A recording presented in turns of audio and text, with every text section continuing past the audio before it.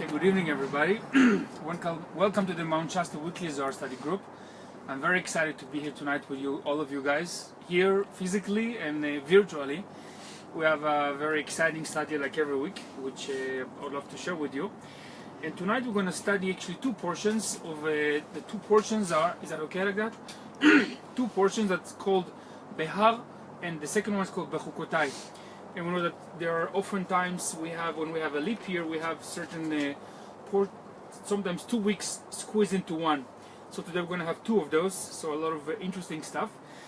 Now those two portions of the book of Vayikra are actually the last two portions of that particular book. Now, when we talk about the 5 books of Moses, we know that we finished Bereshit, Genesis. We have the 5 books of Moses. So we have Bereshit, which corresponds to the Sphira of Keter. I'm going to repeat those terms for those of you who are less familiar with them.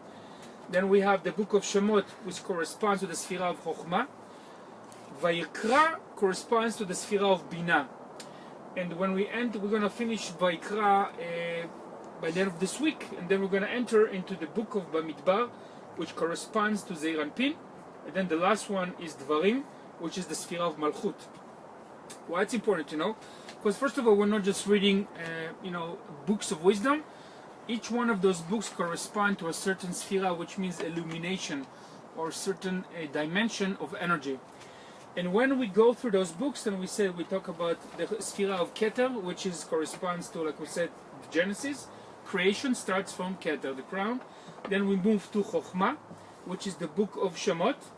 Chokhmah. Then we move to Binah, that's the one we're finishing right now. Then we enter to the book of Bamidbar, which corresponds to Zeir Anpin. Zeir Anpin literally means in Hebrew small face. And when we talk about Zeir Anpin, it always in relationship to the 7th one, which is Malchut. That's when we're going to study from the book of Bamidbar. So going through those books, we're actually going through a process of a transmutation of energy from the higher source all the way down to the consumer, from the power station to the consumer. So we're actually finishing right now the last 2 portions of the book of Vayikra, which is Binah. Okay? Binah literally means wisdom. And Binah is also considered in Kabbalah the energetic storehouse of the universe. Okay? And just to repeat a couple of other terms, another structure that is good to kind of remind to ourselves, we are now in the middle of the season of the spring. And we know Taurus is the middle of the spring. Then we're going to enter Gemini, which is the 3rd astrological sign that corresponds to the season of the spring, which corresponds to the element of the fire. So that's kind of go through the structure, just kind of remind us the term that we're discussing previously. For those of you who would like to get a little bit of a reminder. Now, before going to the study, I would like to kind of share with you what is our mission statement, what is the purpose of studying Kabbalah, and what is the goal of what we're studying here. We know that the purpose of Kabbalah, and more particularly the Zohar, which means splendor in Hebrew, is to remove pain and suffering from the world. That's the purpose that the Zohar was written 2,000 years ago. So the reason we study that is so we can gain more wisdom, and we can elevate our perception and perspective, so we can see more of the bigger picture. Now, when we talk about removing pain and suffering, it's not only the domain of humans, but also to remove the pain and suffering of non-humans. And I'm pertaining to animals. For those of you who have been attending our classes the last year or so, you know that I talk a lot about compassion to animals. And the reason I personally resonate with this understanding, because my understanding is that the pain of suffering is inclusive to everybody, all sentient beings. So a big goal of sharing this wisdom is to bring the end of pain and suffering of animals as well. And that's why we strongly advocate for plant-based nutrition, not because it's very hip or very popular, but because it will help us to attain that goal of removing pain and suffering of humans and non-humans. So I hope that this will inspire you to take a stand, if you have not taken that stand yet, to consider compassion by not consuming animal products, because this is a big portion, a big aspect of embodying compassion and higher wisdom by actually not harming other living sentient beings. So with that said, let's jump into our study. So Behar means, the two names basically mean בהר-בחוקותי. Behar means in the mountain, that's what Behar means. Behukotai means within my laws, and we're going to study what that pertains to us. Now, like we said, the portion of Behar and Behukotai are the two last portions of the book of Vayikra, and just kind of go through again through the terms that we're going to actually read from the Zohar today. The Zohar is going to be discussing a process of a transmutation of energy. We know that the letter Yud represents the seed level of source, and then we have two Heys. We know Hey represents a vessel. So we have two kinds of vessel. One of them is a higher vessel, and we spoke about it last week, which pertains to the basically a transmutation of endless into a light we called the concealed light. And then concealed light goes down into what we call Zeir Anpin, what we call the six upper Sefirot, and then into the physical reality, which is the light that we reveal in our lives. And we're going to talk deeper about why is that important, especially now. There's a lot of talk about light, and we're not talking about the physical light that is reflected by lighting a lamp or being on the sun, that it's a light that reflects off an object. We're talking about unseen light. It's not, maybe the word light is too minute to describe, because it's more about a certain force, and that's a force that we're here to reveal. So that's power, or that wisdom is very important right now, because there's more opportunity for us to reveal that in our lives, in the lives of others. And we know that also the month of Taurus is also called Iyar in Hebrew. It comes from the word Or, which means light. And why we talk a lot about lights? Because we know that we're in a very intense time right now called Sfirat HaOmer, the counting of the Omer, a period of 49 days right after Pesach, in which we're actually counting lights and every day. And when we talk about lights, we talk about counting certain levels. Without going through those levels again, we can check the videos from last week and the week before, what that means, but we're counting certain illuminations that we're here to earn or to work for them. And why do we need actually to count them or to talk about them? This is what we're going to be discussing today. There's a certain attribute of effort that we're putting right now to reveal those lights. So there's more opportunity for us to make the effort to earn them. And why the earning is important, why we're just not giving that light for free. Why not just source creator just say, hey guys, here's all the light, just relax, enjoy it. Why we have to put the effort into that?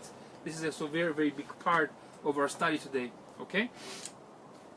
And to get into kind of the framework of that understanding, I would like to again say something I said last week. In Hebrew, I'm going to translate, it says, מחשבת הבריאה היא להטיב לנבראים, which means the thought of creation is to give goodness for those who are created.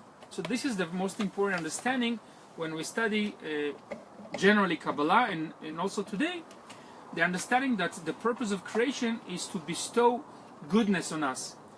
And that goodness is also a code name for the light that we receive, and how we can reveal this light or that goodness in our lives. This is really what it's all about. How we can draw more light, and how we can reveal more goodness in our lives, in the lives of others. Okay? And for those of you who would like to ask any questions online or have comments or observations, feel free to do so. So we talk about those light emanation that going through the Yud Kei Vav Kei, for the letters we call that the tetragrammaton, that light emanation that actually is going down in levels. And it comes, like we said, to our lives through phases. If you compare, you have an electronic device like an iPhone, for example, and if you hook it up into the socket has a reduced amount of energy from the power station that your electronic device can contain. And of course, iPhone have a certain voltage you can, or certain whatever electronic terms are used to basically certain electric power that the iPhone can contain. Or if you're using a refrigerator, it has a much higher amps, or whatever those terms are. So when we talk about those light emanations, it's always in relationship to the vessel. It means the more, or our capacity as a vessel to reveal the light will define how much we can draw. And we're not just talking about esoteric light, but also light that translates itself into abundance, into relationship, into all the other aspects that we would like to see manifested in our lives. So it's always about levels of light and also about our ability to reveal that light. Okay? Now, like we said, that light comes into our lives in phases. Each and every one of us, depending on our abilities and on our what we call the karma, or what we call in Kabbalah the tikkun. It's not the same for us, but nevertheless, the light is always present. It's always was, always will be. But how much we can reveal in our lives, that's really the question, and what is really what we're here to discuss today. Now, we spoke about the first, we talk about the two haze. So the first light, what we call the raw, the direct light, that's what we call the Or HaGanuz, the concealed light, okay? And then there's the secondary level that we discussed, which is manifest in our physical reality. It's called in Hebrew Tov. Now, Tov means in Hebrew good. But also you know that in Kabbalah we have also numerical value to each and every word. Numerical value of Tov is 17. It's a very, very important number, 17, because first of all, last Saturday we are in the 33rd day of the Omer, the counting of the Omer. The number 33 is a very important number, whether you know about Masonic teachings and about other esoteric levels, because we have 33 vertebrae in our spine. But it's not just about that particular number, but it's actually about what happens after the 33rd day of the Omer. We have 17 days to complete the Omer. So what the Zohar is teaching us, there's a profound secret to draw that light. If we use those tools, we understand that it's available even more so right now in those 17 days. That's why it's called Tov. So those 17 days are giving us the opportunity to put extra effort with the understanding that we're here given opportunity by source to reveal that goodness in our lives. Okay? Does it make sense? Okay. Now, we know that there is again, when I'm quoting from the Bible or Genesis, never take things just literally. It says in the Bible, Vayar Elohim et ha'or ki tov, which translates, God saw the light and it was good. So that's the literal translation. But if you guys not familiar with the Hebrew words and the codes behind the words, you might just say, oh, it's good. You know, just God say it's good. First of all, it's not just about the goodness, but there's a code. And this verse actually contains the secret of the emanation of the light in steps, and the opportunity we're giving in those particular days to reveal more of that in our lives. And when we're given the opportunity to reveal something, it means the universe will show us more opportunities where it's lacking, so we can have the opportunity to reveal. And again, it goes back to what we discussed at the beginning of the class, why it's not just giving to us without putting any effort, why just giving to us in abundance, why there needs to be an element of effort and work. This is very important understanding, because this is going to bring us to some very important key understanding of Kabbalah. Kabbalah literally means receiving, okay? But we want to learn how to receive, because we said earlier, there is no lack of the light force, of the endless light. It's always a matter of how we are able to receive that light and tune ourselves to that energy, okay? Now, some numerical values of the word Behar, which is the name of the first portion. The numerical value of Behar is 207. And we know in Kabbalah that when we have a certain word with what we call gematria, when we have a numerical value, it always have some meaning and energy that can also pertain to other words. And the other words that also have the numerical value of 207 is the word Or, light. Okay? So again, the light that we can reveal by this wisdom is very, very effective and very beneficial to us if we choose to use that and to translate it to actions, of course. Another numerical value of the number 207 is the word Raz. Raz is the two words that they control the constellation of Gemini, which is going to come in about less than 2 weeks. And we know that the time we're ending the Omer is going to happen in Gemini, the 7th day of Gemini. And also that a revelation of light which happens on Shavuot, which is the end of the counting of the Omer. Is a very powerful revelation. What we know, the receiving of the Torah. But again, we're not here talking about receiving or discussing a historical event. There's a constant and continuous and repeating cycle that happens in the universe for those particular times. So the secret of Gemini, we're going to discuss it later, but also we know that there is a lot of opportunities of attaining or drawing certain forces into our lives. Should we use and should we choose to use these teachings, okay? So we talk about light all the time. We know it's some esoteric term. So what is that light all about? Let's kind of understand so we know that we talk about the same terms. So this light, it is, imagine there's a game of hide and seek. When we were children, we were fascinated by, you know what, when adults will come to us and they show us something, they will disappear, and we will play that game of hide and seek. The basic attribute of hide and seek is very exciting for us, and even more so as adults. And if you look in our lives, there's always, we have that kind of situation. First of all, something does not appear in our lives, or something that we desire, or what we may perceive as lack.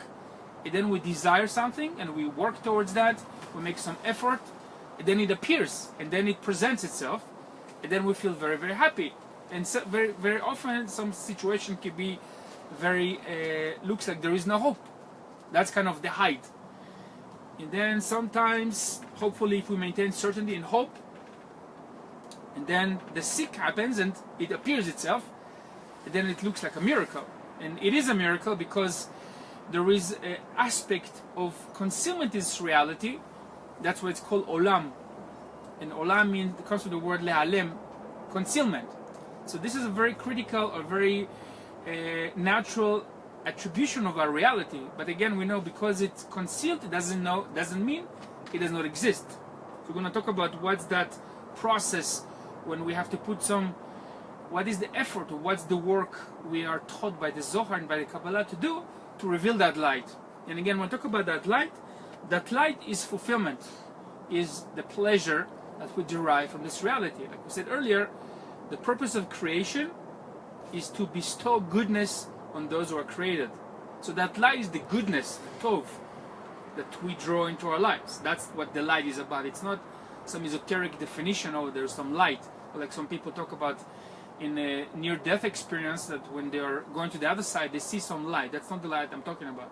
I'm talking about the light of goodness that we draw into manifesting things in our reality. Okay? So, now, very important thing to understand is, on one hand, we were created in the image of Source, God, Creator. We know we spoke about it many times. What does it mean to be in the image of God, Creator? We know that the basic attribute of Source, Creator, is that He does not receive anything from outside. Source is a giver. Now, because we're giving, or we are created in the attribute of Source, we also have that desire to give.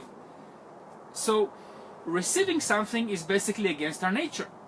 That creates a paradox, and that's kind of the paradox that it's very important to understand, because that is really the key, and this is the essence of Kabbalah. And I can say from my own experience that it took me at least 10 years to wrap around my head around this understanding, because on one hand, what do you mean we cannot receive? We always want things. I want this, I want that. We always have desires, we have wants. But then Kabbalah tells us you cannot, or by your nature, you are not designed to want. So there's a paradox, but we're going to reconcile this paradox because there is a solution to that, okay? So, on one hand, we said we're Source Creator, we want to give. On one hand, it's against our nature to want to receive something, but still we want. When we talk about creation of us as human beings and vessels, our vessel is defined by what we want. We always say, it's not I think therefore I am, it's I want therefore I am. So there's a paradox in how we can reconcile this paradox.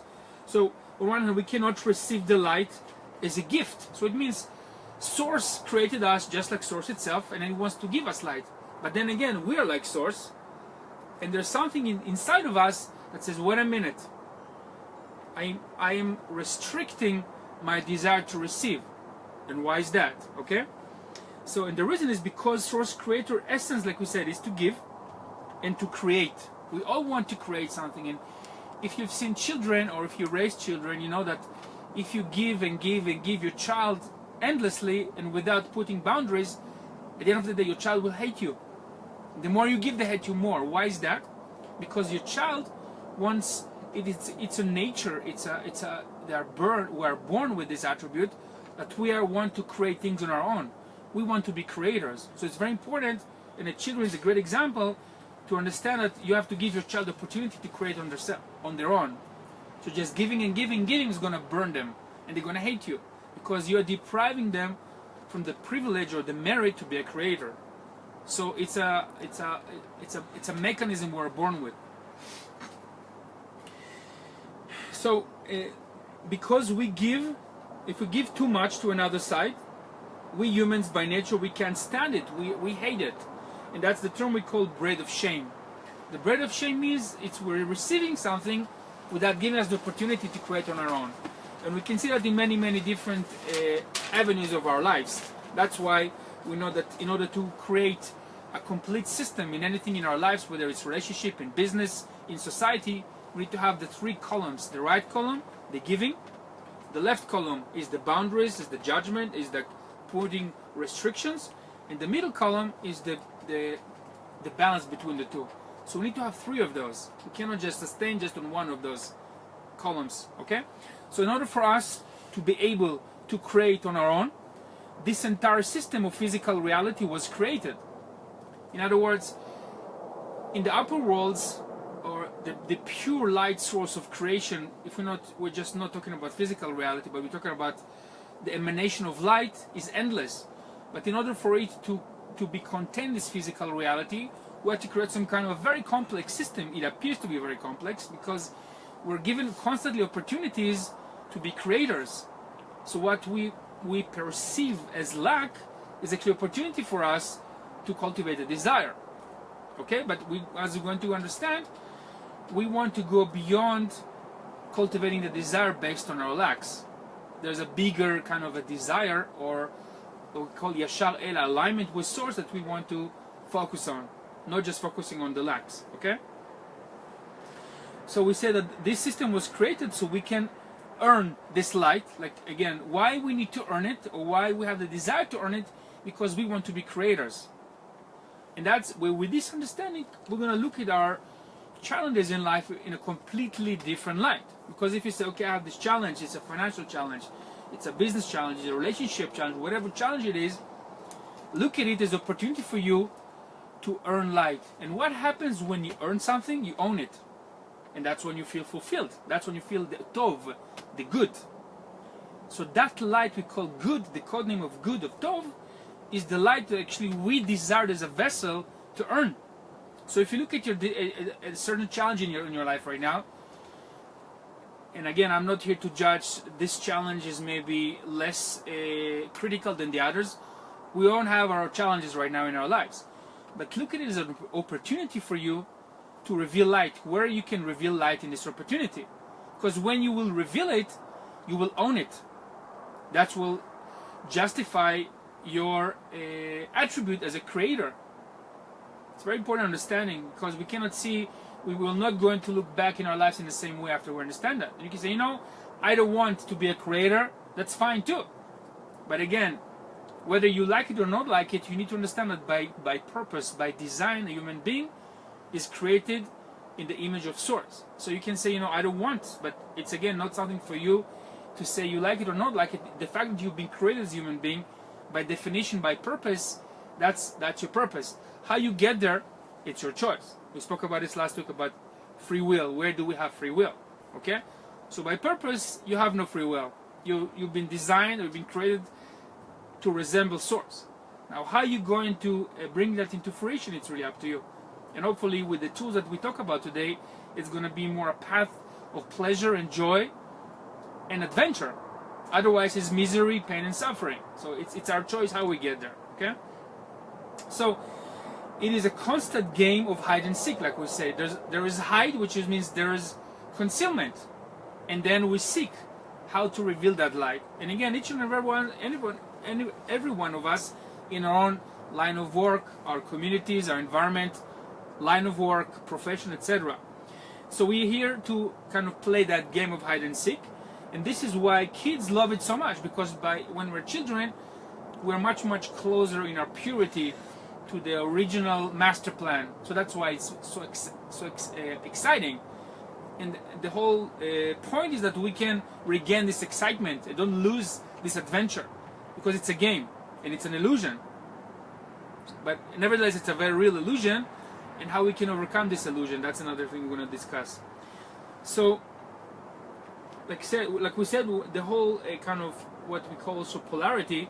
One moment everything can look hopeless, completely hopeless, and the next moment it's complete miracle, a revelation of hope and light that can happen, and happen many times in our lives. I think each and every one of you have at least few and handful examples when things look completely hopeless, and then something happened and boom, and then you feel, wow, you own it. Maybe somebody helped you, maybe it's something it came from somebody you know, somebody you don't know. But when those things happen, and the more you see those opportunities, the more you find the more you fine-tune your connection to source. You understand there is like some kind of a mechanism operates behind the scenes. And if you don't see those miracles, the less likely you're going to what I'm talking about going to make sense. Is, oh, it's just a coincidence. But we know there's two ways to see this reality: the choice of coincidence versus the choice of purpose. It's very two different kinds of ways to see the reality. So when we have this relationship, when we appreciate those things, the more we appreciate, the more we can play the game of hide and seek with efficiency and with joy and adventure. So this builds in us what we call the emunah, the inner fulfillment and accomplishment. Okay? And this is why the concealed light is hidden from us.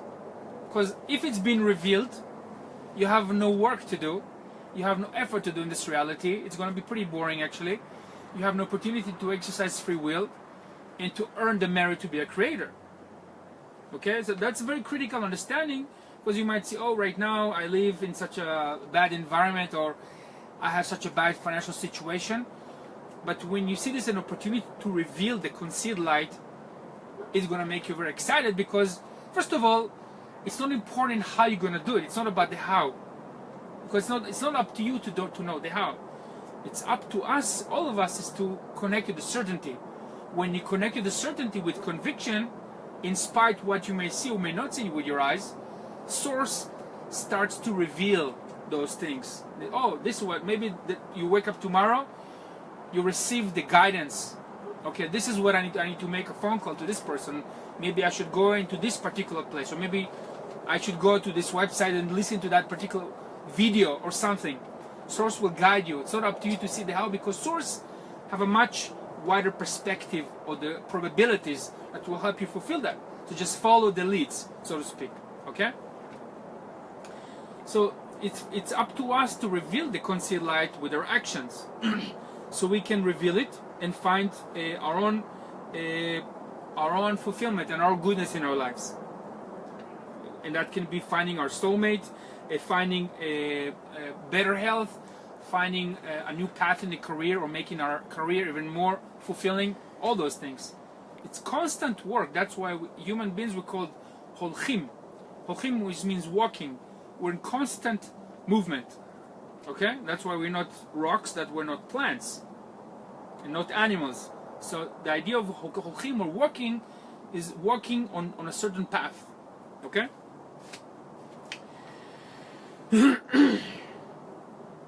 Now, like we said earlier, the concealed light is ever present. It's always there. And our job is to reveal it by our thoughts and by our actions.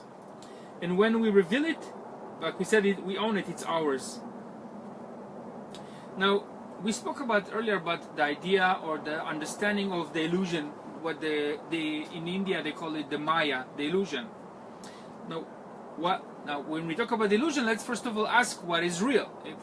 Let's talk about the opposite of illusion. What is real? The thing that we learn in Kabbalah, the real thing, is when we rise above the illusion. Again, what is real? The real thing in reality is when we are waking out of the illusion. Now, we are born in this reality with certain preconditioning, certain programming. It can come from many thousands of lifetimes. We are also carrying in our DNA certain beliefs from our parents, from our great parents, etc. We can go many generations, and it's our job to transmute those things that are kind of anchoring us into the illusion. So the revelation of the light, and when we are waking up from the illusion, that's what's real in life. It's those aha moments. This can be small aha, it can be big ahas. But those awakenings, this is what the real thing in reality. But the problem is that the illusion, like we say, it's very real. And most of us believe that actually what is illusion is real. And what is real is the illusion. Okay? So this is a very big teaching of the Zohar for this week. Give us some tools to fine-tune our perception of reality, and even more so to fine-tune our perception of illusion. And the illusion starts with, like we said earlier, I spoke about it last week, the definition of a liberated human being. The more we have the ability to see our own patterns, the more we can rise above the patterns, like we said last week about the Kohen, the priest is the one who can see the lower self. The lower self is the one who's attached to the illusion. Like people, we say, like, if a person is consumed by the desire to accumulate physical things, by more attachment to the illusion, the less likely they are going to rise above it. So our whole point is to connect to the realm beyond the illusion, what they call the 99% reality. Kabbalah talks about this physical reality in the terms of the 1% reality. Okay, so there's the 1% versus the 99%. So therefore, the whole story of going out of Egypt, that we talk about it many times, the whole idea of talking out of the Egypt, the code Egypt, is about going out of our own mental slavery to the world of illusion, which is mostly represented by the world of matter. The whole story, the code name of Israelite going out of the Egypt, is for each and every one of us to embody the ability to rise above the illusion. Egypt is a code name for physicality. Okay? So what happened when the Israelites they arrived to Mount Sinai? What happened in Mount Sinai? What happened in Mount Sinai, it's again, I'm going to talk about an inner process, but the code name of Mount Sinai is a very powerful piercing, the word piercing, through the veil of illusion. So what happened in the Mount Sinai is what's going to reveal itself on the 7th day of Gemini, which happens in less than 2 weeks. So that cycle happens each and every year. But again, if we don't build a vessel to reveal that light, to hold that light, and the challenges we're going through right now are the steps that we're building our vessel to receive that light. In Shavuot, right? In Shavuot, exactly. And again, Shavuot means weeks in Hebrew. The literal translation is weeks. Why weeks? Because we count 7 times 7. 7 weeks, 49 days. So look at this time, whatever challenges you're going through right now, and I'm sure each and every one of you out there, you have at least one challenge you're dealing with right now. But see this challenge as an opportunity for you of the game of hide and seek, to reveal that light, to own it. So let's say you have this debt you have to pay, or you have this big project you want to attain, or whatever it is for you, see that as an opportunity for you to reveal that light. So know that what you want wants you, first of all. So who gave you the desire to fulfill that thing that makes you excited and happy? So first of all, don't lose hope. Whatever it is, don't lose hope. See, this time is the time to reveal that light, so you can own this juicy desire that you have. And it must happen. It By must design, it must happen. It must happen, but don't be attached to a timeline. I'm not saying like in 2 weeks right. it's going to appear. Yeah. Time is illusion as well, so don't be attached to that. I'm going to talk about the time a little bit later as well. So remember that we are born with a preconditioned and programmed mind, but many generations. So we don't see the concealed things that happen behind the scenes. We only see what we perceive with our mental faculties. That's why a lot of people, they go to psychics, because whether the psychic are real or the charlatans, but people go to those spiritual advisors because they have some abilities to see beyond the illusion. And some people really have those qualities, but each and every one of us have these abilities. The whole point is for us to awaken them. And the Zohar is a tool, and there's other tools that we're going to talk about today, how we can remove those preconditioned programmings and limiting beliefs, so you can have those abilities. You are the psychic, so you can see those things, each and every one of you. Okay, so no, it's a muscle, and you have to train to improve those abilities, but they're within each and every one of you. Just remember that. And remember that always there's that false voice, which have to do again with the programming, that tells us if you don't see it, it's not real. Now we know most people believe that seeing is believing, but we know in Kabbalah that true certainty is believing is seeing. Okay? So the belief, in Hebrew it's emunah. Emunah is a very important word that I mentioned many times, because it's about faith, it's about believing, but it's also about trust. Like you trust the universe that your next breath is going to come. You never have any doubt that what happens, where's the next breath? You never have doubts. You don't have doubts that your heart will stop beating. Some people maybe have those fears, but for most human beings it's such a natural and it's an obvious thing that your next breath is going to come. Your heart will keep on beating, your blood will keep on circulating, etc.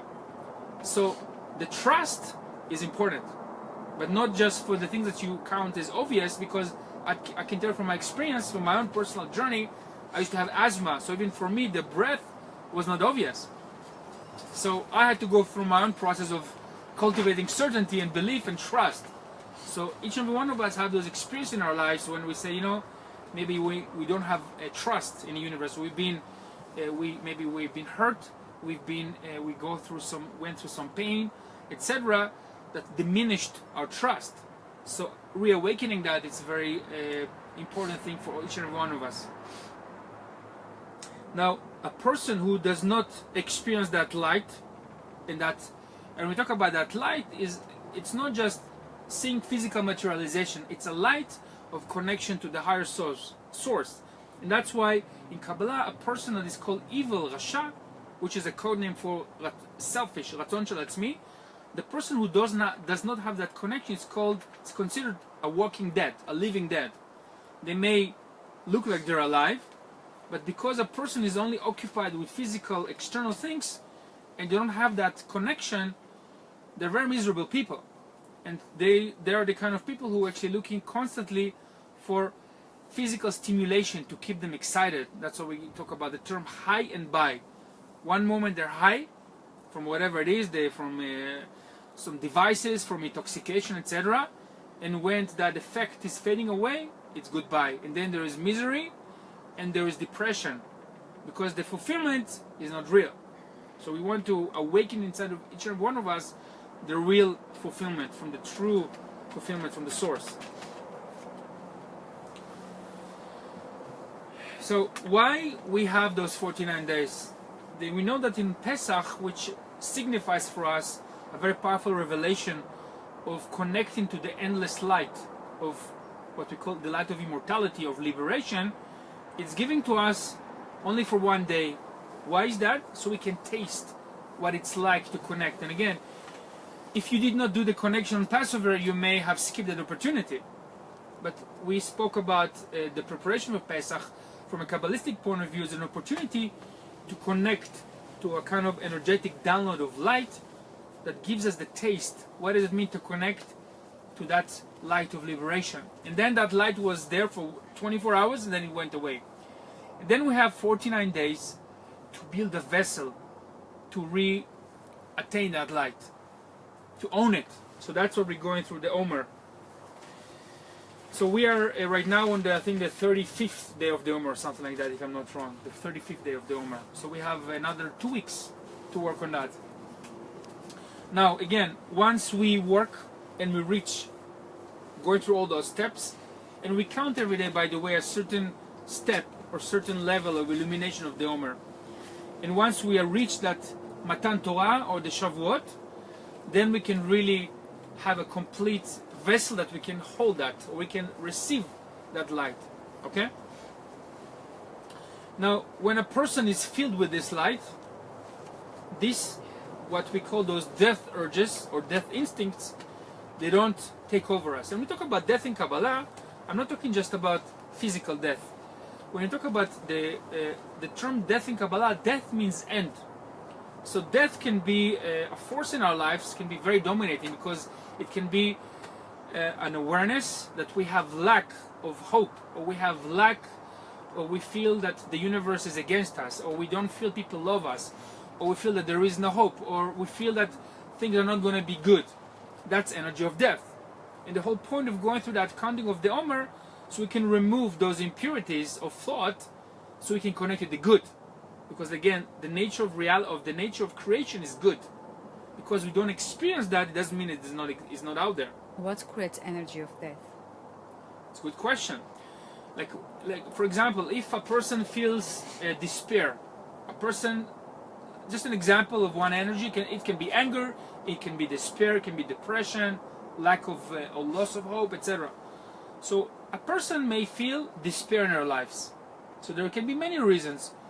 The first and most prominent reason why people can feel despair, because they watch too much mainstream media. Because mainstream media is designed and is controlled by forces that don't want you to feel hope. They want you to think that the world is going down. They want you to feel that the world is going towards destruction. So if you're one of those people who is constantly listening to the news, mainstream media news, the bad news sources, you may feel a despair. Or if you listen to one of those websites like Alex Jones, Prison Planet, you're already digging a bunker underneath your house, you're storing canned food, etc. So despair can come from that source. And separation. It also creates separation. Yeah, creates separation. The fear creates separation, because if somebody is making a bunker for himself, obviously he's separating himself from humanity. Yeah, and there's very little they're doing to be in a mode of outflow. What can you do for others? Because people are busy with their own bunkers. Obviously, they're very self-centered, and it's all about their own survival. This is completely not what we're studying, but it's a great example. This is the negative example. So despair can be one of them. Another form of death can be anger. Now, anger can be very deeply rooted. There's many. I mean, you studied psychology and hypnosis, so you know that anger can be, the cause for anger can be from many aspects. Can be neglect by a parent, can be betrayal by ex-lover, it can be disappointment, romantic, business, whatever it is. So there's many negative attributes. And again, we spoke about our level of liberation as a human being is how we can identify those patterns, negative patterns that they are. Identify them and say, you know what, I identify that low left column, desire for the self alone, because those negative attributes are only makes us focus on ourselves. Okay, we spoke about how we transmute those, but when we talk about the positive aspect of that, that's what we call in Hebrew when we are filled with that sense of hope, without knowing that there is a good, the purpose is good. That's the definition, that's the creation, that's the blueprint. So when we're filled with that, that's what we call Kedusha. Kedusha means holiness. And again, it's not something we can maintain usually for 24/7. I mean, we have cycles throughout the day.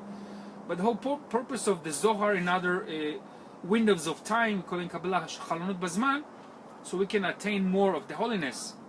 And we can identify more the death urges or the impurities, so we can transmute them. But it's not something that we wake up and it's like we're in constant state of bliss. Nothing like that. It's not like that. Now, let's continue. Now, the Zohar talks about important term in the teachings that talks about the word of shmita. Shmita means in Hebrew to drop, to let go. Now, why drop off or let go is important aspect? We learned earlier that in order for us to create a successful system that works in efficiency in this reality, just like electricity in the light bulb, we have the right, we have the left, the plus and the minus, we have the filament. So in order for us to create a successful flow of energy, of sustenance, of business, relationship, etc., we need to have those three columns. So why the Zohar is teaching us is because the understanding is because we need to know when to drop, to let go. To let go of what? We need to know when to let go of our mundane or daily activities or our daily attainments or repetitive things that we do on a regular basis. We need to know when to let go of those things. To let go for what? To let go so we can truly receive the real lights. Okay? That we spoke earlier. So the Zohar is teaching on a very important reminder for us when we need to let go. And we let go, one of the things we're going to talk about is the Shabbat. Shabbat, it starts with the letter Shin. The letter Shin in Hebrew looks like that. That's Shin in Hebrew. Right, middle, and left. So the Shabbat, we know, connects us to the Sphira of Binah. This is the Binah. So on Shabbat, we connect to that energy. And this energy repeats itself each and every week. Now, should we use that opportunity to connect to Shabbat? It depends on us, but we are reminded that we can attain more of the energy of the holiness or the recharging of the spiritual batteries on a weekly basis. So we want to learn to let go. And a lot of people looked at the Jews because the Jews are the ones who embody this understanding, but not only them. Because the Jews, once a week, for thousands of years, for 24 hours, they don't work, they abstain from work. And yet, if you look at the world of finances, a lot of Jews, they are famous for their financial success. And yet, one day a week, they don't work at all. Why is that? We spoke about Shabbat many times. But also, what I really want to focus about is the Shabbat is what we call the illumination. And what we learn here in that letting go is equal rest. What does it mean? So Shabbat is called in Hebrew menucha. Menucha means rest. But that rest is the letting go. Letting go so we can receive. Which means it might look as a paradox. But actually, it's a powerful time to not continue doing our mundane activities, so we can let go and receive the light source or the light force of Creator to illuminate us. That's why menucha equals ha'ara. Ha'ara means illumination. Okay? Does it make sense? Okay. So the Shabbat, we're going to talk about again. Shabbat have to do from the word lashevet, also from the word Shabtai, Saturn. Now, the ancient Babylonians also used to not work on the Sabbath because why it's called Saturday? Because it's named after Saturn, Saturn day. We know that Saturn is a planet that rules that particular. We know that each and every day of the week is ruled by a different planet. So Shabbat, Shabtai or Saturn, is the energy that we want to rise above physical things. We know that Saturn is kind of energy that if you attach to something physical, we spoke about in Capricorn, if you're too attached, Saturn will come and will take it away from you. So you can see the real value of things beyond physicality. That's why on the Sabbath, on the Shabbat, we're actually abstaining from doing all these physical activities and more focusing on the rest. So we can receive the real illumination beyond physicality. Nevertheless, we enjoy all the great physical things like great meals, rest, having time with our spouses, etc. But it's a very, very important time to understand the secret of Shabbat. Okay? Now, again, going back to the talking about this. By the way, what time is it, Maya? It's 10 to 9. 10 to 9, okay, thank you. So the main point of the portion of Behar is teaching us what is the purpose of life. Not the meaning of life, like Monty Python was teaching us. What's the purpose of life? We know meaning is something we can assign. The meaning of life is this, life is that. Many books, poetries, films been made about the meaning of life, but there's a purpose. And purpose is, by definition, is one. So what is the purpose of life?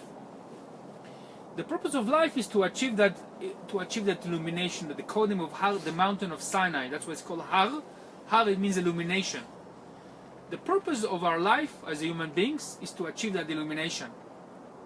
Which may sound a little bit esoteric, but I think if you were following what we've been studying so far in this class and previous classes, you're getting the idea what is illumination about. You're answering question of many answers, many books been written, many movies being created, what the meaning of life, and so all humanity is just busy about this, researching, and it's, So the answer is not what's the meaning, is what's the purpose of life. Yeah, there many people ask what's the purpose of life. So I think when you know, excellent, thank you for the note. When you know to ask the right questions, you have more clarity. Because if you're busy with the meaning, you're missing the purpose. But if you know what's the purpose, because There is a blueprint, there is a manual of the creator for this reality. Believe it or not, there is a manual. And the way to connect to the manual is through this wisdom. It's not about being a Jew or being from Israel. This wisdom is available for everybody because we're all human beings. So if you know there's a blueprint of creation, then you understand what's the purpose. And you not getting confused with interpretations. Of course, there's many ways that you can attain that purpose, because one person can attain that fulfillment through art, from music, and a person can be a great businessman, etc. But the purpose is one. So the purpose of life is to achieve that illumination. And that's why we want to understand איך אומרים בעברית? illumination, ha'ara. Har Sinai. Har is illumination. Har is or. Well, there are so many ways to get there, right? To achieve ha'ara. Yeah, excuse me, not Har is behar. There's Behar. many ways to achieve, but we know that there are certain cycles. Like we know there are always cosmic cycles. There's the Shabbat cycles, there's the new moon cycles, there's the what we call the holidays, but the holidays are actually cosmic gates of energies. If you know how to tap into those, you can connect to them and to receive those energetic upgrades, so to speak. So how we know that we achieved ha'ara? It's a great question. First of all, you might not feel it immediately, but if you have faith and you have trust in this teaching, you start to receive those downloads. You have those synchronicities that to appear in your lives. You start, first of all, you start to cultivate wisdom. Like wisdom is something that you own it. You cannot quantify it, but if you, let's say, if you're in a certain challenge right now and you say, you know, life is so difficult, why is the universe punishing me? Victim consciousness. But when you study this wisdom, you rise above the victim consciousness. That's already wisdom. That's already one step above where you used to be before. That's an illumination. So wisdom is illumination. Now, you cannot measure wisdom with like quantifiable things like my wisdom is worth $10 billion, your wisdom is worth $30 billion. It's not quantifiable. But wisdom is something that you own it. Like how you exercise, how you put into fruition, it depends on you. But when you start to cultivate wisdom, you deal with reality in a completely different way, and you become much more effective. And very often also you get different results. And if you're not getting the results as fast as you desire, you can overcome the illusion of time, and you can have patience. So patience is also an attribute of wisdom. Nelson Mandela had a lot of patience. Was in the jail 28 years, but he never lost hope, never lost connection to his purpose. When he was released out of jail, and actually said that he was supposed to be released before his time, and he felt that he needs to be more in jail to purify himself. That's quite an amazing revelation of somebody who was like, imagine 28 years in the jail. But he never lost his connection to his purpose to lead South Africa out of apartheid. Talk about patience, right? 28 years. It's quite amazing. So this is why we constantly study what we call the system of the seven. There's many, many aspects. We always talk about the system of the seven. That's what we talk about it because there's so many angles and aspects of the system of the seven. Okay? So those are all the steps, and these are all the methods that we're learning here to connect to the Kedusha, to the holiness, to that illumination. And if a person does not have it in our own lives, like they're considered dead. If he says, no, life is only about what I see, show me the money. If a person lives by this attribute or by this belief system, this person is very miserable. They will likely depend on external things. They will likely to receive their fulfillment from being a celebrity or receiving a lot of outside affirmation about who they are. More likely to depend on vices, intoxications, and things like that. But this is completely opposite. And again, it's not bad to be a celebrity. It's not bad to have all the great physical attainments. But this is not where we're driving our fulfillment from. So that's the real Kedusha, the real holiness is above them. And that's the purpose. Okay? And this is, by the way, when you talk about the Kedusha, it's connected to the life force. Life force in Hebrew called Chai. Chai, in Chinese they call it Chi, similar to Chai. The Japanese call it Ki, Qigong, right? And the Korean call it Ji, but it all comes from the word Chai. Chai, Chi, Ki, Qigong, etc. It's the same life force. Okay? Reiki too. Reiki. Reiki, yeah, Reiki, exactly. Yeah. Now our grip on the illusion is what causes death in our awareness. Whatever that grip is in the way it expresses itself, that grip of death can be doubts, can be fear, can be anxiety, can be depression that we spoke earlier. And this is why we are taught to let go, the Shemitah. We know in Israel there is a law by the Kabbalistic teaching that every 7 years you basically give rest to the earth. If you're a farmer, so after the 6th year, you're letting go, you let your land to rest. And then some may ask, how can you sustain yourself on that year that you are not working the land? Because you basically have to sustain yourself for 2 years. The year of the rest and then the year afterward until you will grow your crops.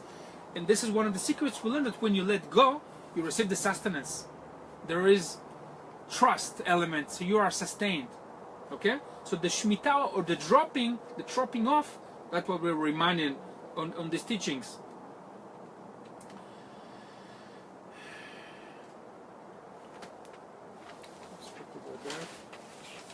Let's talk about Behukotai a little bit. Behukotai means according my laws. What laws we're talking about? The laws that we discussed, and the Behukotai talks about, if you do this, that's what happens. If you don't do this, this is what's going to happen. It basically gives you the probabilities. If you follow the wisdom or you don't follow the wisdom. There's very distinctive karmic laws. We cannot escape from those laws. If you inflict harm to yourself, towards others, there are consequences. If you do good, there are consequences as well. So there's cause and effect. So the Behukotai talks about that. Now, if we follow the cosmic laws, we maintain them. That's what the Zohar is telling us, the Torah is telling us, "V'natati gishmechem beitam," which means, and I shall give you your rain in its time. Now, rain in Hebrew is geshem.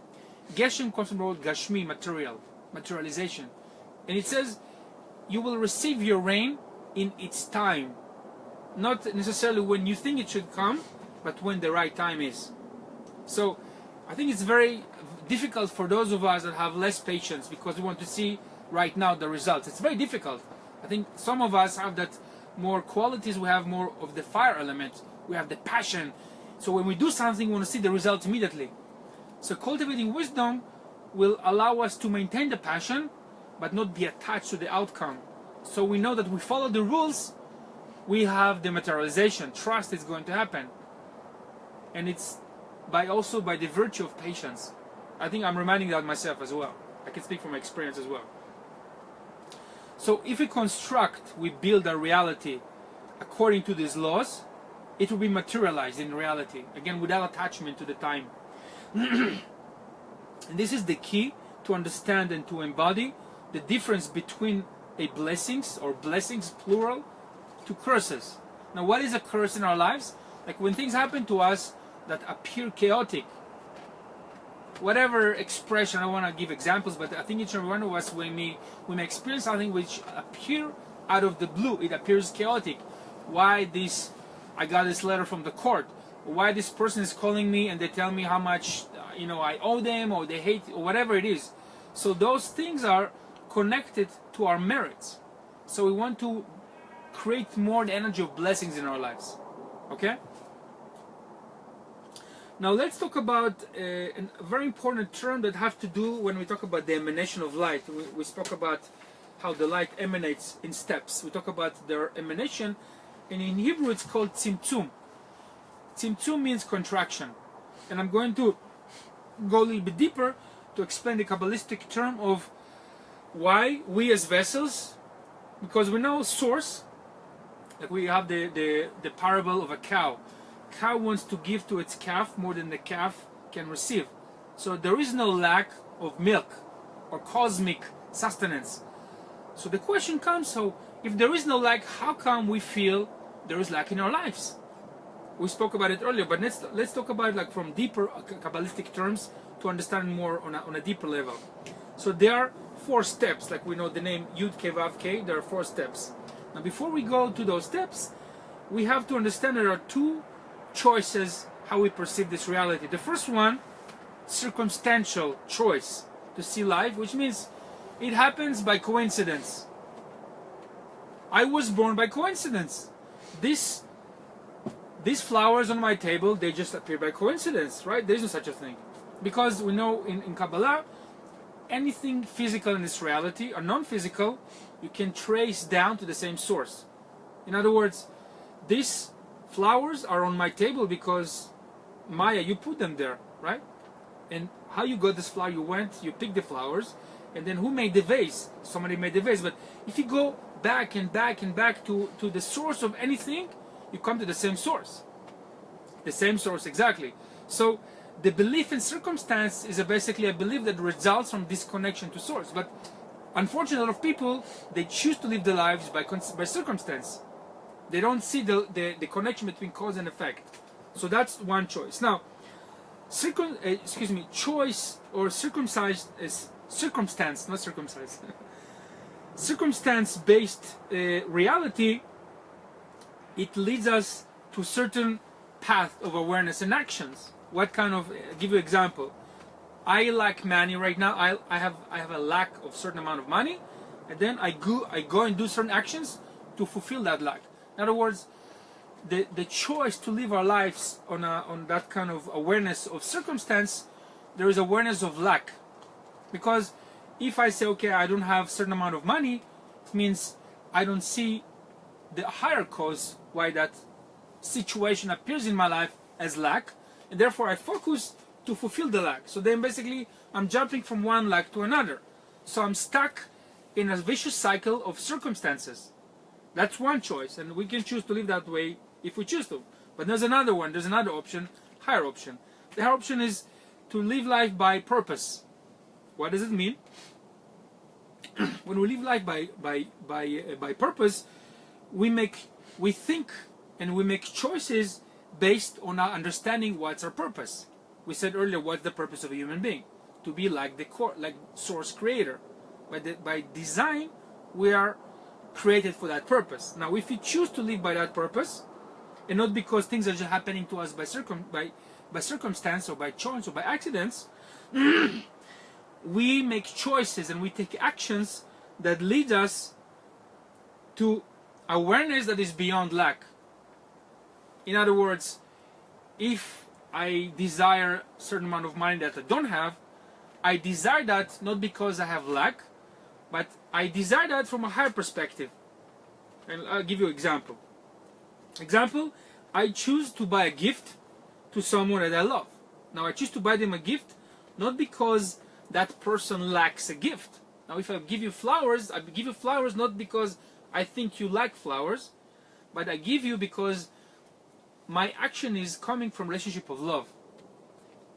Which brings us to understanding that when we live or we perceive this reality out of a choice of a purpose, it comes from the understanding of our connection to source. And that's connection is based on love. Now the word love in Hebrew is an important word because it's not just about the feeling of love, but ahava in Hebrew is numerical value of echad, of one. When we have the awareness of purpose, it's awareness that we constantly have to work because it's not always coming naturally. But it's awareness that it's a reminder that we are one with Source Creator. There is no separation. Okay? So when we make choices out of seeing our reality from a place of awareness of purpose, not by awareness of circumstance, it requires actually much more work. Why it requires more work? Because when we live by circumstance, it's very easy to see the lacks. It's very easy. When we talk about lack, it's left column energy. But we spoke about it earlier, last week. Most of us, we are by nature or by design, we're more drawn to the left column energy. We see the lack. It's much easier to judge other people. It's much easier to see what's missing. But that's the lower way to see reality. But when we see things from a purpose, it's a higher perception. We constantly have to work towards that. It's not something that we are, like let's say you reached a blue belt in karate, tomorrow you wake up and you lose that belt. Now, you can lose that belt, but in this understanding, you can lose, but if you don't practice, for example, but within you that knowledge exists. But in order for you to maintain that knowledge, you have to put it into practice. That's why you say amen means practice. So we have to create that every day. We have to put effort into that. That's what we talk about always especially about those 49 days. Why we have to make so much effort? Because when we put the effort, we own that connection, that awareness of purpose. But it's a constant work, and that's why we came here to do this reality, to do work. Okay? And enjoy from that work. And enjoy, absolutely, because the purpose is to enjoy. Yeah, because sometimes it sounds work, doesn't sound so pleasant. I think each and every one of us have at least one Depends. thing in our lives that we can say, I'm doing work, but I don't feel like I'm doing work. I'm enjoying it so much. Well, yeah. It's such a pleasure. So you're on the right path. Doing what you love and loving what you do. Okay? Not to say it's easy, because I think many of us who understand that doesn't mean that we're not faced with challenges. Doing what we love, loving what we do. The challenges appear and they present themselves. Why? So we can overcome them and maintain this connection. But it's not always something that is just a road. It's a road that does not require any work. So let's talk about the 4 steps of the contraction of light, the Tzimtzum. And this understanding, what they call the Tzimtzum Aleph, it's very important because it makes us more aware of our relationship as a vessel with Source. So let's talk about the first step. Step 1, Source Creator created us, the vessels. And we received all the fullness and the goodness of Source without limits. That's the story of Adam and Eve in the Garden of Eden. It's not a physical place in some place on the planet. It's a code name for a creation of vessels that receive the fullness of light force of Creator. There is no lack. There is no anything is missing. It's a complete fulfillment. Everything is fulfilled immediately. There is no lack. Step 2, the vessels made a choice to cling to Source Creator. Now, clinging in Hebrew is yeter dvekut. Dvekut, like I said, it's clinging. Why we cleave? Because Source created, or the energy or the intelligence that created us, made us in its own image. So we want to be in affinity with Source Creator. So the second step is our affinity, or we see ourselves just like the Creator. And that's when it comes the story of Adam and Eve, when the serpent came, because that story tells us about the process of contraction of energy that we perceive later on as lack. So it's not about physical snake and eating an apple, etc. But this contraction, the story of Adam and Eve is the story of contraction, the Tzimtzum. That's what it's all about. So, like we said, we want to resemble Source because we were created in that image, and it's called in Hebrew Hashva'at Tzura. Now, the resemblance of a form is the essence, or is the foundation for love. In relationship, if there is no love, or there is no resemblance, certain affinity between the two parties, the partners, there is no love. We need to create some kind of resemblance or affinity in our love. It doesn't mean we have to look the same, but we have to create some kind of affinity in our vessel towards each other. And that's how we can create a relationship of love. If there is no affinity, there's too much lack of, or shinui tzora, there's lack of affinity, so there's lack of connection. So the resemblance is the essence of connection, even more so between us and Source. Okay? So when we have a relationship with Source, that's actually preparing us to a real soulmate relationship, Yes. and not opposite. Yeah. First, the real relationship is to create this relationship with Source, Mm-hmm. and definitely people who have a desire to have soulmates. Yeah. And it's voila, you have the system here because it sounds so beautiful having soulmate. However, it's not simple, and it's not obvious. It's not not everybody can handle this. It's huge light. Well, first of all, everybody can handle that, but the question is, everybody want to handle that. Please excuse me one second. I gotta go to the restroom. I'll be right back. Okay. Just hold your thought and keep sharing. I'll be right back. Excuse me.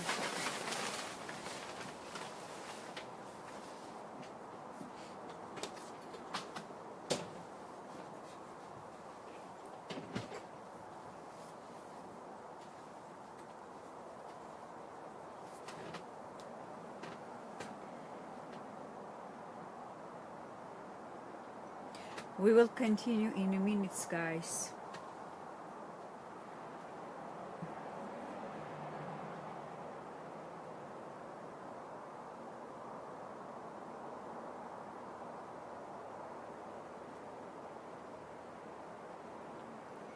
in a moment.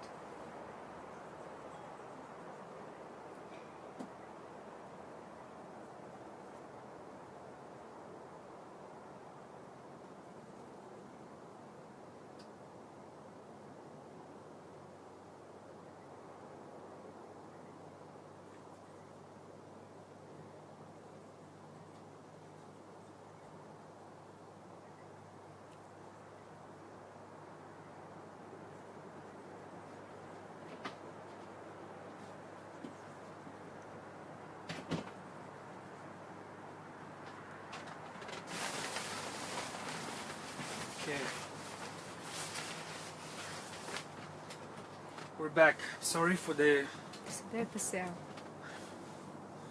Okay, so let's continue. So you said something important before, Maya, that it's not not everybody may feel that they can have this connection. It definitely depends on your ratzon, on your desire.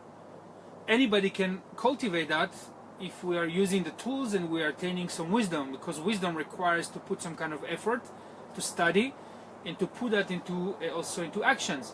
It's not an easy thing.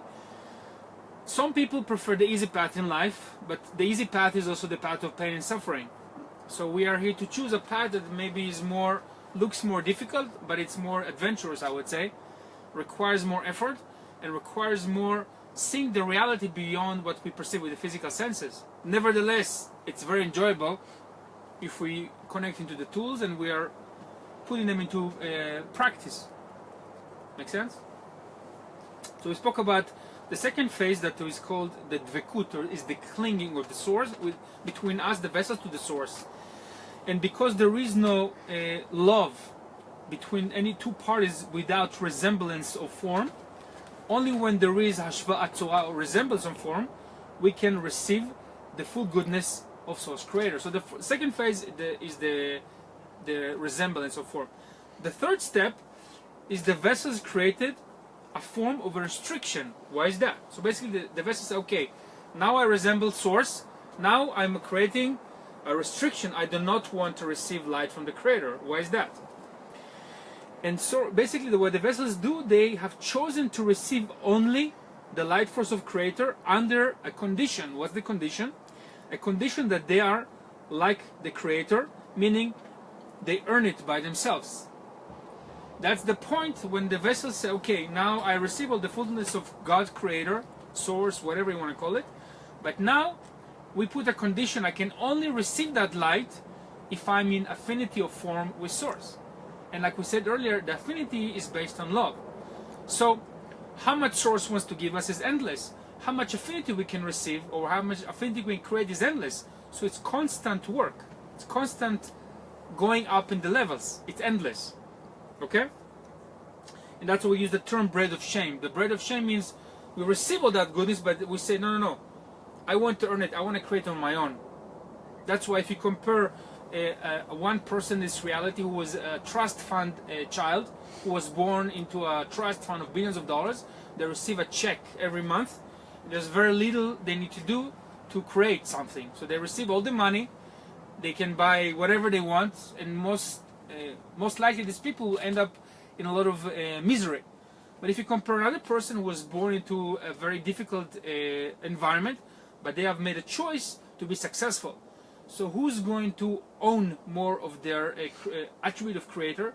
The one who actually made an effort to create that on themselves. I'm not saying people who are born to rich families, they're not having that fulfillment, because they can create a lot of things if they do good things, so they can create and they can own it. Others, yeah. Huh? They can help humanity. They can help humanity. So if there are those, so that's a good example of that as well. That billionaire from China who bought a slaughterhouse of dogs and saved thousands of dogs. Yeah. So it's a great example. Yeah.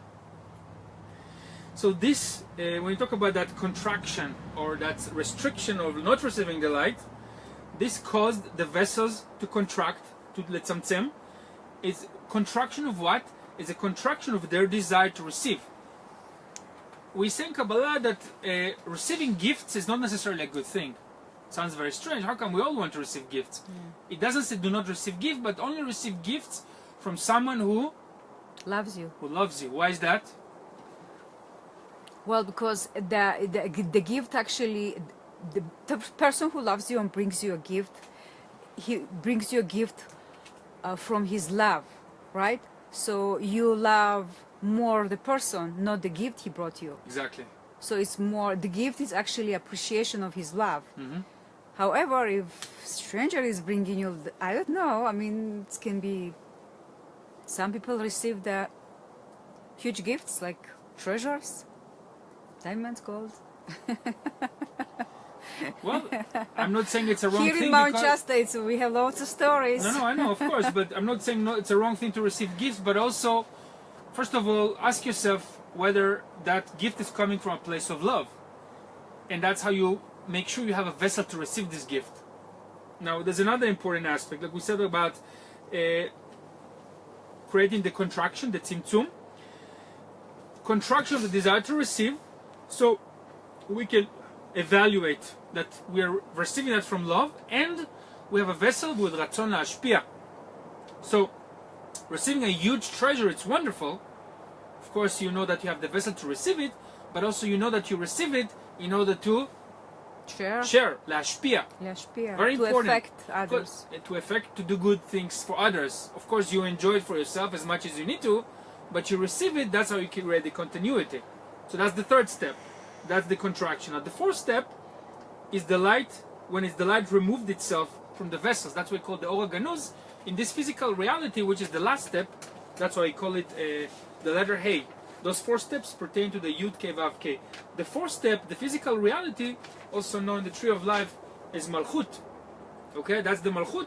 It's the reality where the light force of Creator removed itself. But not because it does not exist, because we asked for it to be removed so we can reveal it. This is how we bring into exercise or into practice ourselves as creators in this reality, by revealing the light. This is our work, to reveal the light. So the fourth step is when the light removed itself from the vessels so we can create it on our own. Okay, now another example. Imagine a mother who prepares a very delicious meal for her child. Now, since this child, he was young and then he grew up, becoming a certain age, and then the mother wants to give that dish to that, maybe now he's a teenager.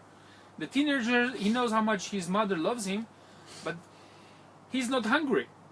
But he knows that his mother wants to give him so much delicious food. And then what happens is the son contemplates whether to eat that dish, or that delicious dish that his mother made with so much love, to eat it or not.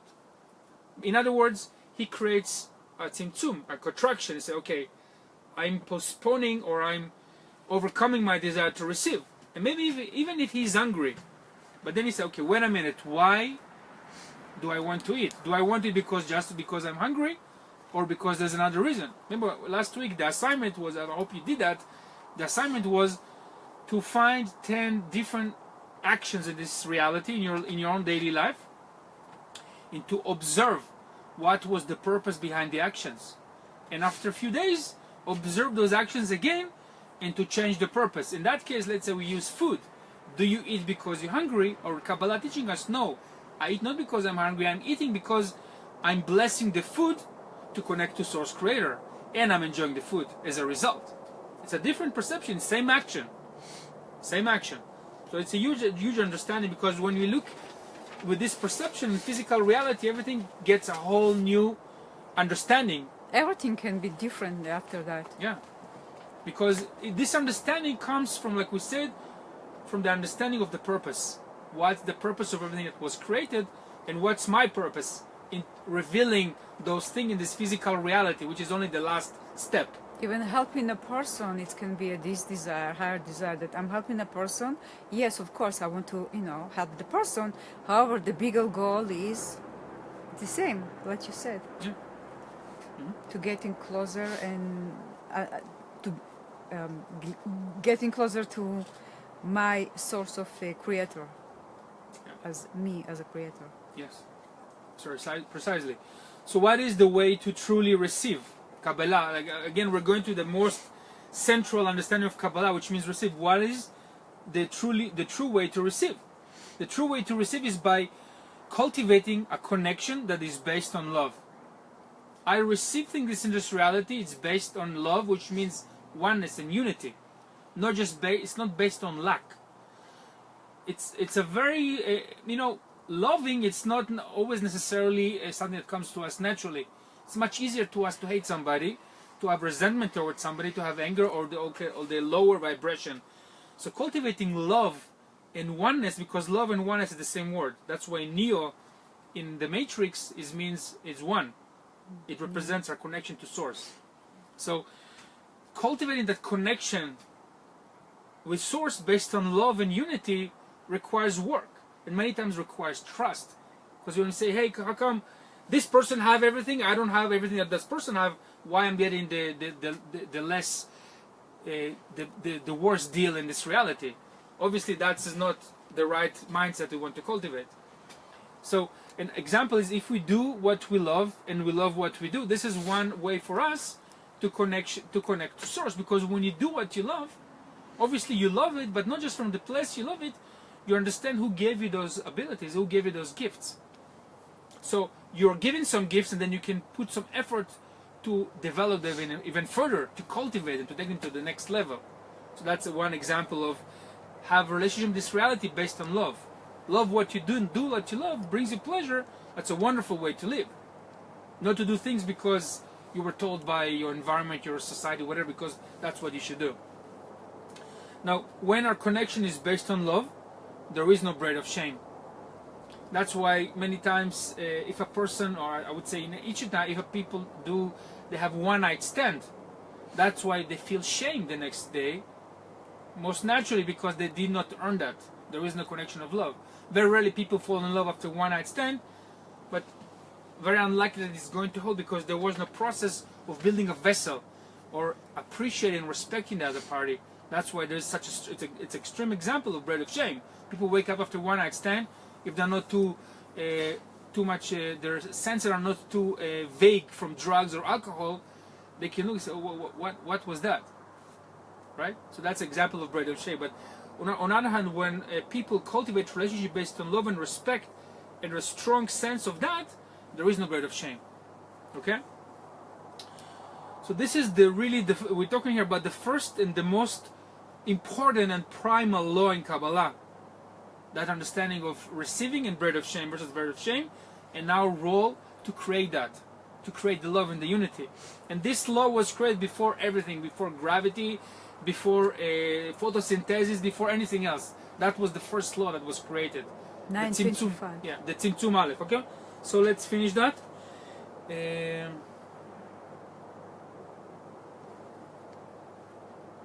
So let's summarize that. So this oneness, or this ahava, between the shefa, the abundance of Source, to our desire to receive, ratzon lekabel, this is what it is. The unity between the two is the unity between our desire to receive to the abundance of Source. So we're matching our vessel to the light that we can receive, which constantly grows. And for that, we must constantly produce. We came here to be producers. Now, we cannot only produce, we can also consume. But the reason there's so much chaos in this reality, because too many people are consumers. They're not so much producers. But what is there here to produce? We're not here just to produce movies. We're here to produce spiritual economy, what we call spiritual economy. And each and every one of us has the responsibility to maintain the balance of the spiritual economy in our own world. First of all, we have to do the inner work. That's why many, I think Albert Einstein said that bad things happen in the world because not of bad people are doing bad things, but because of good people are not doing enough to stop it or to change that. So that's what we call the spiritual economy. The physical, the financial economy out there, or the lack of balance, is an outcome of the lack of the inner economy. So this is what we want to focus on, that inner spiritual economy. And if we don't maintain that, create chaos, unfortunately, in this life. And so let's focus on being producers more than consumers. Okay? I'm going to go to the assignment at the end. So let's have a little assignment for us for this week as well. So let's go to the Zohar. Let's see what the Zohar has to say for us today. Anybody have questions online? Comments, observations? No. No? Okay. So let's continue. So we're going to start with verse number 7 and 8 from the Zohar. Tachazei. Hei naicha hu de'ila'ei v'tata'ei begin kach hei ila'a Hei tata'a, naicha deilain, naicha de tata'in. Hei la'a, sheva shanim, sheva pa'amim. Hei tata'a, sheva shanim, bilchodaihu. Da shmita, v'da yovla. Translation, come and behold. Hey, the letter Hey that we spoke about right here, in the name Yud Ke Vav Ke, talk about two Heys, upper Hey and the lower Hey. So that's the letter we're talking about. Letter Hey refers to the rest of those on high and for those lower. Thus, there is the upper Hey of the Yud Ke Vav Ke, denoting Bina, and the lower Hey of the Yud Ke Vav Ke, reflecting Malchut, physical reality. The upper Hey points to rest for the supernal beings, while the lower Hey refers to rest of those below. The upper Hey is the secret of 7 years, 7 times. Like we talk about the 49 days of the Omer. 7 years, 7 times. Meaning 49 gates of Bina. The lower Hey is the secret of merely the 7 years. The lower is called the sabbatical year, and the upper is called Jubilee. And let's go to 8, I'm going to explain what it means. 8. וחד מסתכלין מילי כל אחד, בגין כך, ושבתה הארץ, בהוא נייחה דארעה, הצטריכו עבדין נייחה, ובגין כך, ובשביעית יצא לחופשי חינם. חינם, מהו חינם? דלה יהיב למערי כלום. When one looks at these things, they all the same, because the mochin of Jubilee, which is Bina, mochin, it means the lights that are revealed in the vessel. Mochin comes from moach, light, brain. So mochin means light is revealed in us, in our vessel, our understandings, our wisdom. So mochin of Jubilee, which is Bina, Jubilee means 50, the number 50, which is Bina, illuminates within the sabbatical year, which is Malchut. Therefore it is written, then shall the land keep a Shabbat. For when the land is at rest, the servants should be at rest. This is why in the 7th he shall go out of for free.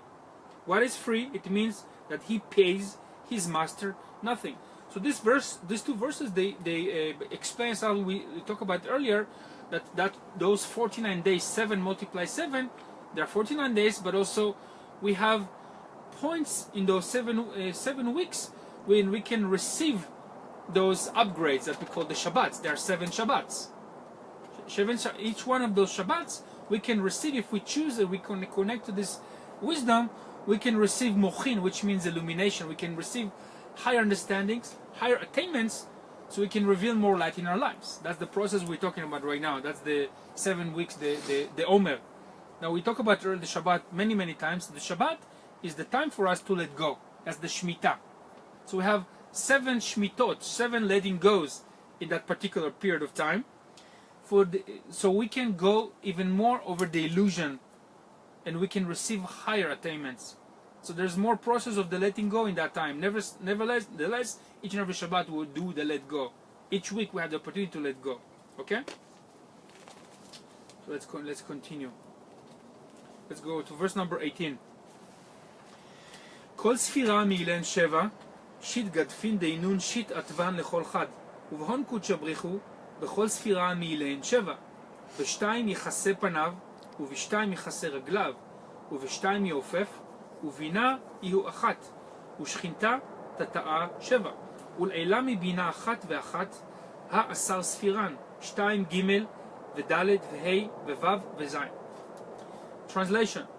Every sphira, meaning each name from these 7 names, we're going to talk about which names we're talking about, there are 7 names, possesses 6 wings. Can you guess what I'm talking about? Ana Bekoach. Exactly, yes. Possesses 6 wings, corresponding to Chesed, Gvura, Tiferet, Netzach, Hod, Yesod, since there are 6 letters in each name, each and every name. Aleph, Bet, Gimel, Yod, Vav, Tzadik possess 6 letters, and as well Kuf, Resh, Ain, Shin, Tet, Nun, and so it is with all the other names. And with them the Holy One, blessed be He, with each Sphira from these 7 illuminates the angels about whom it is written, with 2 he covered his face, and with 2 he covered his feet, and with 2 did he fly. Bina represents 1, the lower Shekhinah is 7. Above Bina, the high priest counts 1 and 1. He would count the 10 sefirot by means of sprinkling, like sprinkling fairy dust. By sprinkling. 1 corresponds to Keter. 1 and 1 equals Chokhmah and Binah. 1 and 2 are Chesed and Gvura. 1 and 3 corresponds to Tiferet. 1 and 4 corresponds to Netzach. 1 and 5 corresponds to Hod. 1 and 6 corresponds to Yesod. 1 and 7 corresponds to Mochin. Malchut, excuse me. Now, Ana Bekoach is something we talked about many times. It's one of the most, if not most powerful prayer in Kabbalah, which is composed of 7 lines. And each line has 6 words divided by 3 couples. So the wings we're talking about, we know that there's many types of angels in this reality. Unseen forces. Angels are unseen forces. When we do the Ana Bekoach prayer, we activate the angels called Seraphim. If you heard about the Seraphim, that's the kind of angels we activate. So we know the Seraphim, they have 3 pairs of wings, total 6 wings. So every time we do those 2 names, we activate 1 pair of wings, 2nd pair of wing, 3rd pair of wing. And these are the code name. What? So let's do it. We do that because we don't have a lot of time, but Okay. we Maybe in did the Ana Bekoach many times. maybe in But the end. huh? Maybe in If the we end. have time, we do it at the end. But basically, Ana Bekoach activates 7 angels. It's a very powerful prayer. And now, what those angels are all about? So, the Ana Bekoach is actually a daily opportunity. It's a very powerful tool to connect to the upper worlds and also to the energy of protection. Why we need protection? Because we know that in this reality there's positive energies and there are negative energies.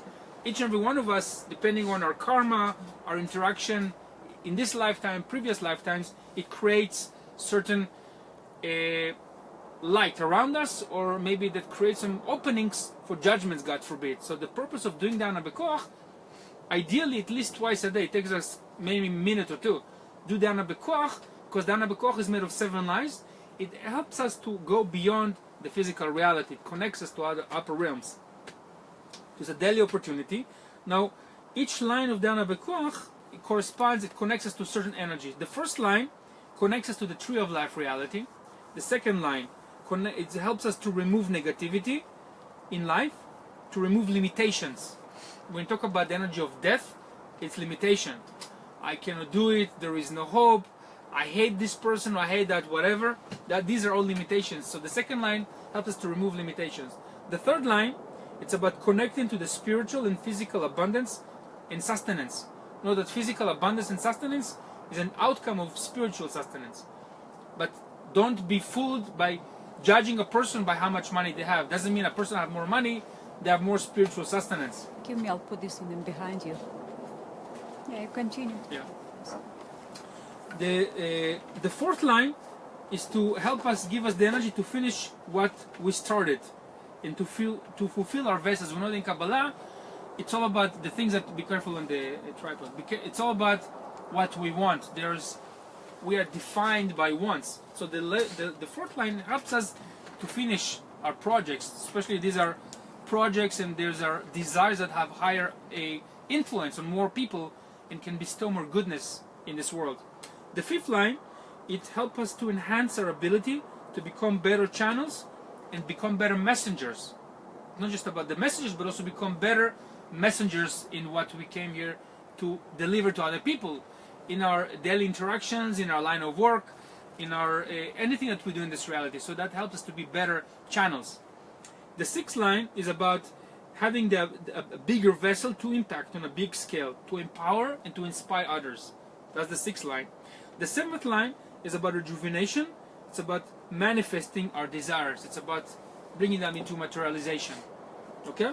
And these are also corresponding to the 7 sefirot. We know that the first one, Chesed, Gvura, Tiferet, Netzach, Hod, Yesod, Malchut. So those 7 sefirot. Okay? That's good. Just put here this way. Thank you. Okay, okay. לא, ישר. Like that? כן, תודה. Okay. שאלות. So, again, doing the Ana Bekoach each and every day, and you can, there's videos on YouTube you can learn, and if I have time I'm going to do it later on, but it's a good thing to practice and to have that with you as a daily practice at least twice a day. It's very helpful, and you can really start to sense how it creates clarity. I had many miracles happen when I was doing Ara Bekoach, when I was different situations, because it helps us to rise above the mind, to connect to powers that are beyond the human perception, the limited perception. Very powerful prayer of Ara Bekoach. So let's move forwards to verse number 32. Devarnash bela iteta palgu gufa ihu ushchinta lasher ya'alei הכי קודשא בריחו לאו הכי איהו בקורבנה עם שכינתה. בכל ישראל דהינון אנשי מידות, דהינון איברים דילה, עילת העילות, לה שיירה תמן, וכאילו לה הווה קודשא בריחו חד, בתר דלאו איהו עם שכינתי, ובחוץ על הארץ דשכינתה מרחקה מן בעלה, יתמר כל הדר בחוץ לארץ דומה כמי שאין לו אלוה, בגין דלת תמן קורבנין בחוץ לארץ, ולזמנה דקודשא בריחו מתקרב עם שכינתי, יתקיים בהי קרא, ביום ההוא יהיה אדוני אחד ושמו אחד. ועילת העילות שריה עליהו. Translation: A man without a wife is a half body, and the Shekhinah does not rest upon him. So is the Holy One, blessed be He, when not in proximity with the Shekhinah and with all Israel, since they are virtuous people, and they are His limbs. Then the cause of all causes denoting Keter does not rest there, and it is as if the Holy One, blessed be He, is not one, as He is not with the Shekhinah. The Holy One, blessed be He, is not called one if not united with the Shekhinah. The Shekhinah is like what the Indian call Shakti, is the female aspect, the physicality. That's what's called Shekhinah or Shakti. Outside of the land of Israel, where the Shekhinah is removed from her husband, they said, he who dwells outside the land of Israel is like one who has no Elohim. When you talk about land of Israel, Israel represents a yashar alignment with source. Aretz means land, but Aretz is a code for Ratzon, which means we have the desire of alignment with source. So Israel being the secret of the union of the Holy One, blessed be He, with the Shekhinah, as mentioned. And when the Holy One, blessed be He, joins with the Shekhinah, this verse is fulfilled. On that day Hashem shall be one, and His name is one. Then the cause of all causes, Keter, which means crown, dwells upon them. So this verse is about the two halves of the soul. We're not talking about the union between just man and a woman. We're talking or marriage. We're talking about here about relationship with source. It's like marriage. You know, when we talk about a husband and a wife, we're not talking about physical husband and wife. We, in physical reality, the vessels, we call the wife. We're the bride. And source God is called the groom. That's why on Shabbat, it's always we are celebrating union between us and the vessel. That's what the marriage is about. Okay? The marriage between us and the source. It's a relationship of love and oneness and unity. Now, this union is a critical awareness in our connection to source. If we don't have that in our reality, like we said earlier, awareness of circumstance, there is no awareness of purpose, there is no connection to a reality of forces that are beyond what we see with our eyes, which is very unfortunate kind of awareness. It's always about, the Kabbalah tools is about allowing us to cultivate higher awareness. But this awareness needs to come from the understanding that we have a partner. There is a union, like the marriage, the physical marriage is only an embodiment of a higher connection of our soul to the Creator. So it's a big understanding.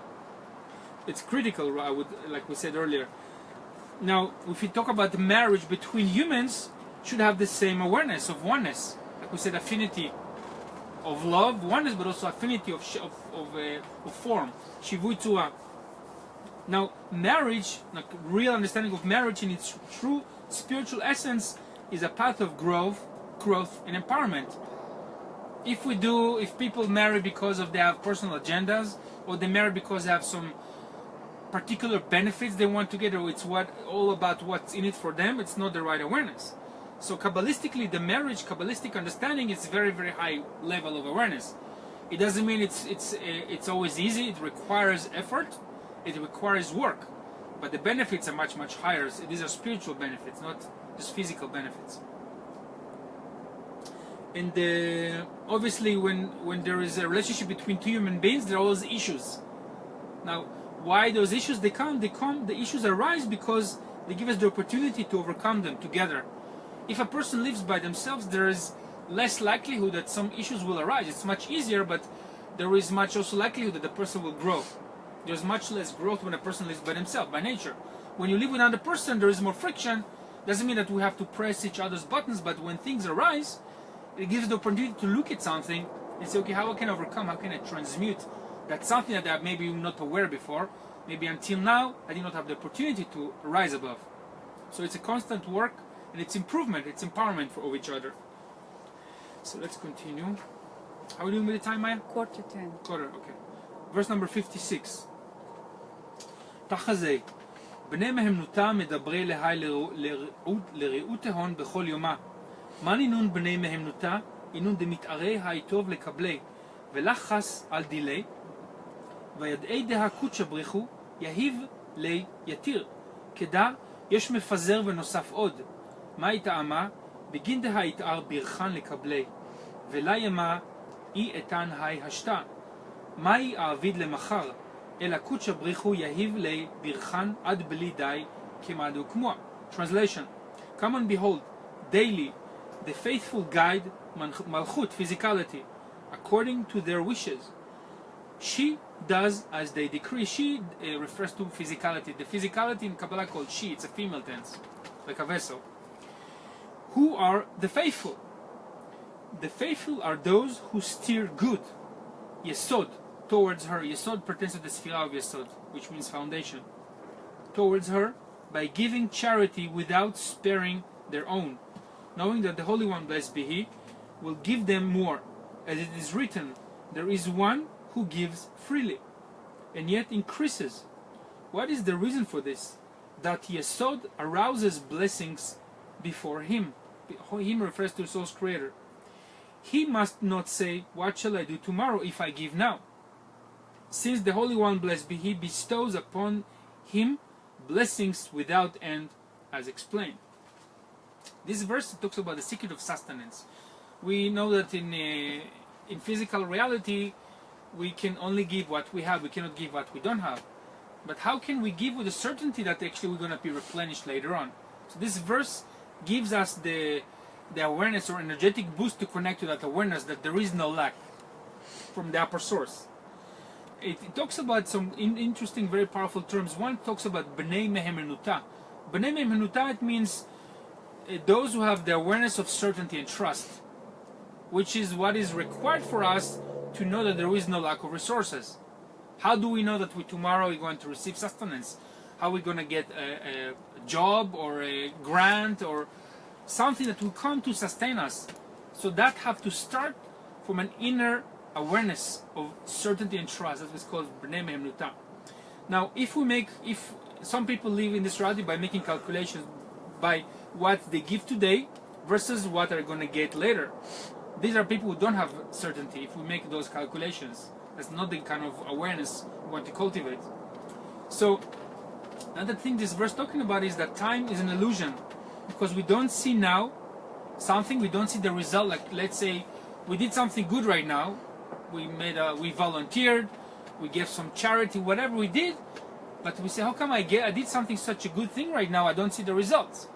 First of all, you don't do things because you want to get the results. But it doesn't mean you're not going to get the reward later on, but you don't do it because of the reward. So don't get attached to the time and the illusion of time. So, another thing he talks about is it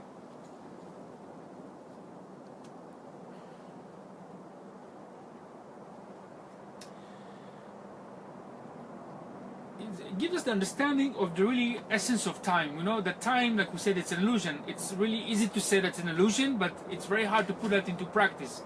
But on a Kabbalistic terms, the future, for example, the future is what we call the potential, ma'koach and apoal. And how do we create the future? The future is the outcome of what we do right now. So the more we invest in the good outcome, by doing good things for others, being in a space of outflow, the more we're creating a positive future. Now you may say, oh, I've been doing good things for 30 years, my life is not as way as I want it to be. First of all, it's maybe a good time to take a reflection, actually, to see the blessings in your life, because there must be some blessings. The second thing, you not necessarily see what are the dangers or maybe the judgments you have been prevented from happening in your life. And the third thing is, don't be attached on how the outcome is going to present itself. Just be in a certainty that there is goodness, and don't stop doing good. But of course, you want to do it in balance, because you also want to maintain the left column to also take care of yourself. It's not about just doing good things for others constantly. You have to create balance. But it's nevertheless, don't lose the awareness of being in an outflow, to receive for the sake of sharing. There's an also very important term the Zohar says. It's called Yesh Mefazer V'Nosaf Od, which means distribution with abundance. The one who distributes or gives or spreads, and more comes to them. So it means this is the code name or the understanding how we can do good things in this reality with what we have, and there is more coming to us. There is more sustenance coming to us. It does require awareness of certainty. Certainty is a muscle, so it does gives us the hint or the boost to strengthen our awareness of certainty. And of course, it's much easier to say, I have certainty when everything goes according to plan. Right. Right? It's say, oh, I have certainty, like everything is sure. going according to what I want. But what happens when things don't go the way you want? How much certainty do you have there? Yeah. So that's really what we are given here, to build the certainty no matter what we see outside. And it's not always easy. I know it's not easy, but that's what we encourage, to develop that ability. Like Nelson Mandela example, 28 years in the jail with the certainty that he have this amazing thing to do, and which he did, but he wasn't attached at the time. So let's go to verse number 58 to 61. I'm just going to read one verse in Hebrew and then the English translation. רבי חייא ורבי יוסי הבו אזלי בערכה, פגעו בההוא תורה, אשכחו תרי גברי דהבו אזלי, עד הכי חמו חד ברנש דהבה עתי, ואמר לון, במתו מינייכו, הבו לי מזונה פיתה דנהמה, דהני תרין יומין דתעינה במדברה, ולה אכלנה מידי, השתמית חד מעינון תרי גברי, ואפיק מזוני דאיהו הייתי לאורחה, ויהיב לי, ואכיל ואשקי לי, אמר לי חברי, מה תעביד מן מזונה? דהה ענה דידי אכלנה, אמר לי, ומה עלי דידך? ענה אזיל יטיב גבי, ההוא מסכנה, עד דאכל כל מה דהבה גבי, וההוא נהמה השתער, יהב לי לאורחה ועזה לי. Translation. There's actually a story, beautiful story here. Rabbi Chia and Rabbi Yosei were walking along the way and chanced upon a mountain. They found two men walking, and at the same time a man was coming to them, who said to them, "Please, I pray you, give me a piece of bread, for I have been lost in the desert for 2 days, and have had nothing to eat." One of the men went aside, took out the provision he brought with him for the way, and gave it to that person. He fed him and gave him a drink. His companion said to him, "What shall we do? What shall you do now when you need food? For as for me, I will eat my own and shall give you nothing." He said to him, "I do not rely upon your food." The poor man sat by him until he had eaten all he had, and he had gave the remaining bread to the poor man for the road, and they went away. Rabbi Chia said, "The Holy One, blessed be He, did not wish it to be done by us." Rabbi Yosef said, "Perhaps there is an impending sentence upon that man, and the Holy One, blessed be He, wants to put this in his way in order to save him." While they were walking, the man became exhausted due to hunger. His companion said to him, "Did I not tell you not to give your bread to another?" Rabbi Chia said to Rabbi Yosef, "We have food with us, let us give him some to eat." Rabbi Yosef said, "Do you wish to take away his merit? Let us go and see, for surely death follows in his footsteps," meaning that the danger of death is following him, and the Holy One, blessed be He, wishes to prepare a merit for him in order to save him. Meanwhile, the man sat to sleep under a tree. His friend went further and sat in a different place. Rabbi Yosef said to Rabbi Chia, "Let us sit down and watch, for surely the Holy One, blessed be He, intends to perform a miracle by him." They stood up and waited. While they were waiting, they saw a fiery rattlesnake standing by him. Rabbi Chia said, "Woe unto that man, for he is about to die. Rabbi Yosef said, this man is worthy of a miracle of the Holy One, blessed be he.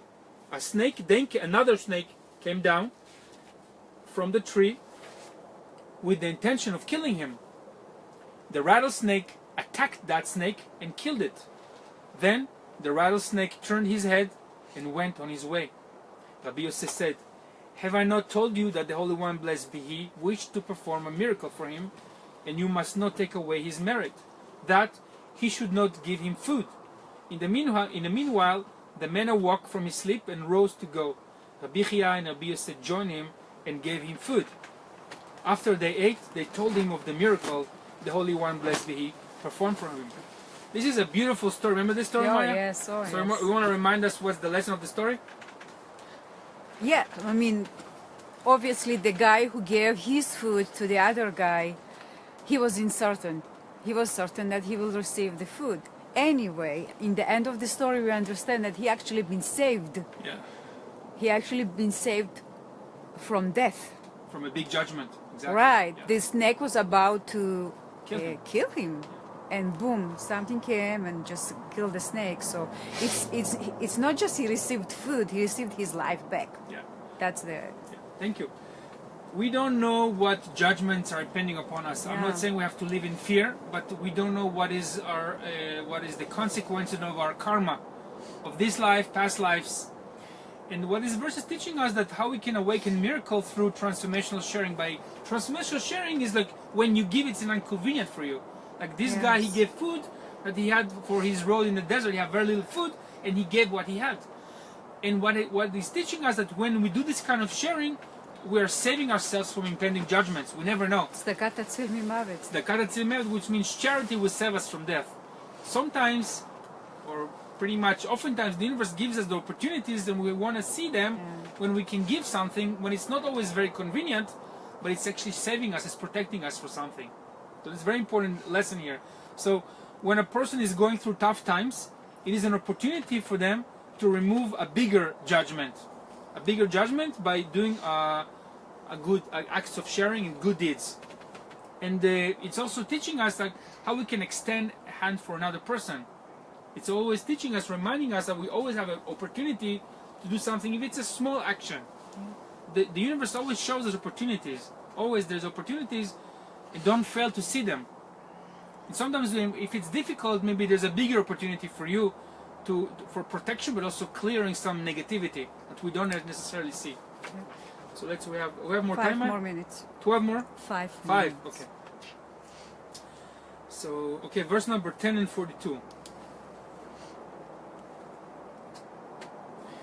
ועד עמי זכרנה בבאו מנייכו הבוא דחירין ההוא זמנה דהתחבאו בלקו בלעם לשצאה לכו ולה יכילו דענה אחידנה בכו כאבא דאחיד בברי ולה שביק לבידה דאחרה מן השיטים ועד הגלגל מה ידע לקבל דה אלא אמר קודש הבריחו לישראל בבאו מנייכו הבוא דחירין כל זמנה דהביתון אחידן בי ולה יחיל ההוא רשע בחרשוי וכסמוי לשלטאה לייכו כיוון דשבקתון ידייכו לאחדה בי והבטון בשיטים מה כתיב ויאכל העם וישתחוו לאלוהיהם בגלגל כדא בגלגל שברים זיבחו וכדן שליטו בכו סניחון וכל דעמי למען דעת צדקות השם כל אינון צדקות דאבדנה לכו בזמנה דעתון אחידן בי ולה שביקנה מילה דעלמה לשלטאה בכו ורוגזה דלאלה ותתה וזינין בישין להכלין לקרבה בכו.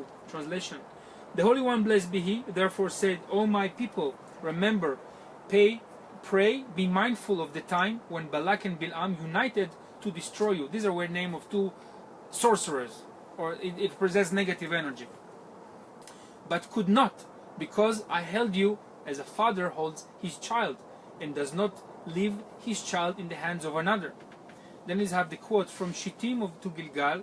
What is the relation between them? He answers, the Holy One, blessed be He, said to Israel, please remember that as long as you were attached to me, that evil person did not prevail against you with his magic and wizardry. Once you loosened your hands from holding to me and were at Shittim, as it is written, and the people ate and bowed down to their Elohim, and at Gilgal it is written, in Gilgal they have sacrificed bullocks. Then your enemies overpowered you. What is the reason for all that? That you may know the righteous acts of Hashem, namely all the righteous deeds I did for you when you were attached to me.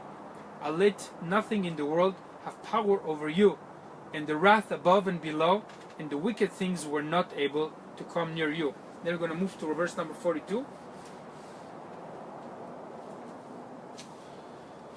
ואם בחוקותיי תמאסו וגומר רבי יוסי פתח מוסר השם בני אל תמאס ואל תקוץ בתוכחתו כמה חביבין ישראל כמי קודשא בריחו לקודשא בריחו הוא באה להוכחה להו ולדברה להו באורח מישר כאבא דרכים לברי ומגור רחימו דילי לגבי שרביטה בידי תדיר לדברה לה באורח מישר דלה יסתה לימינה ולשמאלה ההד כי את אשר יאהב השם יוכיח וכאב את בן ירצה ומן דלערכים לקודשא בריחו וסענה לסליק מיני תוכחה סליק מיני שרביטה. Translation: And if you shall despise my statutes, Rabbi Yosef opened the discussion with the verse, my son, do not despise the chastening of Hashem, nor be wary of his correction.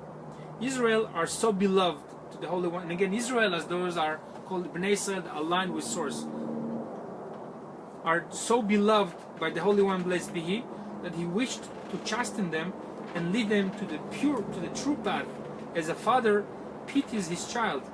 In His love for them, His stick is always in His hands to lead them on the true path, so that they will not turn right or left. Hence it is written, for Hashem reproves him who He loves, even as a father the son in whom He delights. The Holy One, blessed be He, refrains from reproving he or she who does not love but hates, and He removes the stick away from him. Obviously God does not love or hate us. We're talking about love or hate in terms of what of karmic energy we create based on our actions. That's what it's about. So this verse is about how we can maintain protection via our connection and our awareness with our relationship with Source. Like we said earlier, it requires effort and work on a daily basis. And maintaining our inner connection requires effort that we have to put. Now, maintaining this connection, the benefit is giving us protection, and being in this, and this connection gives us, opens to us. If we don't maintain the connection, God forbid, it opens us openings to negativity, which we don't desire in our lives. Ideally, we don't want that. Now, getting off this path is very easy, like we said earlier, and the Zohar, it's a great tool to give us be a safe guide for us, and a safe system to keep us on the right track. From a place not of fear, but a place of awe, of constantly remember, like in relationship, there's respect. Okay. Now we said dvekut is cleaving and a connection. It's a connection of from the understanding of resemblance to the source, not because we want to follow something, but because we know that we're creating a certain image. Now, negative energy can only affect us if we open space for it. That's why in Hebrew space is halal. Halal means open space, and also the word forgetfulness means lishkoach. When someone dies in Israel, they say halal. Halal, which means there's a space. Yeah. The soul leaves. Yeah. And also the word lishkoach in Hebrew is to forget. The same letters of choshech, which means darkness. So we want to maintain remembrance, not forgetfulness. And okay, so that's for this, and let's finish. A couple more. 37. אמר לו קודשא בריחו למשה, משה, לה יתחזי, הכי דה משכונה דלי יהבית בידי הוא, אף על גב דינון, חוו לגבי משכונה, יהא לגבי הוא, דלה יתפרשון מיני, טבעי דהתפרש מיני הוא דישראל, ולה איתוב לגבי הוא, לעלמין אלה יתיב משכונה, דלי לגבי הוא, ובגיני לה אשבוק להון בכל אתר. Translation: The Holy One, blessed be He, said to Moses, Moshe, it is not fit to do it this way, since I gave my pledge into the hands of the children of Israel. And though they sinned against me, they shall have the pledge with them, and shall not part with it. Would you wish that I would part from the children of Israel and never return to them? For the Shekhinah is the pledge in the hands of the children of Israel, that He shall never leave them. Then it's an open quote, return my pledge to them, and for this sake I shall never leave them, wherever they may be. Ending quote. Now, when you talk about Moshe and Moses, it's a code name for our neshama, our soul. Okay? Now, this verse is talking about how we can rise above the clouds of doubts. Now, we know that even when there are clouds, if you live in London or live in Seattle, where most of the time there is clouds throughout the year, but still you know there are sun that is shining above the clouds. So it's obviously it's a metaphor of the clouds in our lives. So when we have lack of a clarity, or we have doubts, and when things don't seem to go exactly, just chemtrails. Or just chemtrails, how we can go above the chemtrails. Yes. Exactly. So we know first of all, the cloudy weather doesn't mean that the sun doesn't shine or doesn't rise. We know that if things are going maybe not according to plan, we maintain that hope. And how do we do that?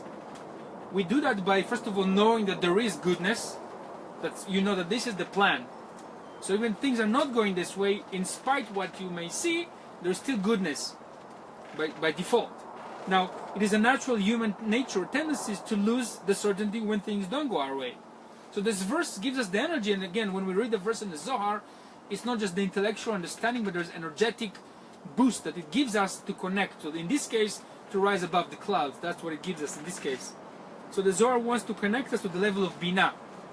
Binah is the energetic storehouse of the universe. It's connecting to a level beyond what we see in this physical reality. So that's the power of the Zohar in this verse.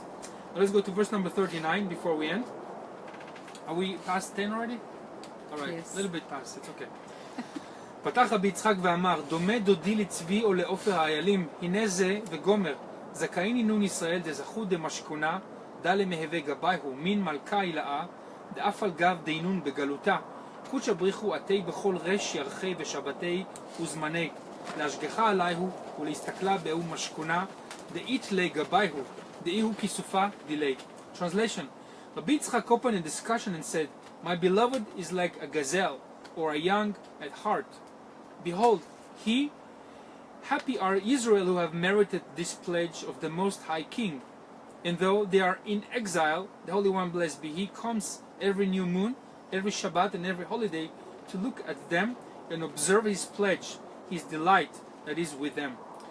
So this verse is about replenishing our spiritual bank. We know about, when we talk about exile, it's about our disconnection from Source. So we have constant opportunities to reconnect, to go above the illusion. And we actually got very, very practical tools to replenish our bank of energy. We know that any good deeds we do, any connections, all the things we learn in the Zohar, we're replenishing our spiritual bank account. Okay? So what are the tools? These are first of all, using the Zohar, using the Shabbat. Every week we have the opportunity to replenish our energetic connection, and also to use the cosmic gates in time, that we also call holidays, with a spiritual Kabbalistic understanding, and also the new moon energy. Now, we know that positive thinking, that we are taught in many circles, is not enough to overcome challenges.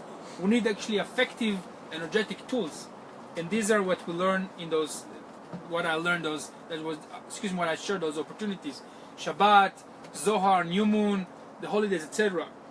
And again, knowledge is power. But knowledge is power only if you put it into practice, if you actually use that. So I hope that all the knowledge that I share with you today is going to bring you blessings, will help you overcome your challenges, to bring amazing light and freedom to your life. So this is what my intention is by sharing this wisdom with you. And if you find this wisdom rewarding and you find value, feel free to make a contribution to support what we do with the Zohar study from Mount Shasta. You can go to our Facebook page, facebook.com/Mount Shasta Zohar. There's a donate button, and you can make a donation to support our work, so we can reach more people and bring more end more pain and suffering to this world. Can you share the statement again? So we're almost done. We're already over the time. So the statement is at the beginning of the class. We don't have a lot of time. So I hope that you enjoy the class, and this recording is going to be available on my wall and also the Mount Shasta Zohar page and on YouTube as well. Thank you so much, and see you next week. Thank you. Bye-bye. Thank you.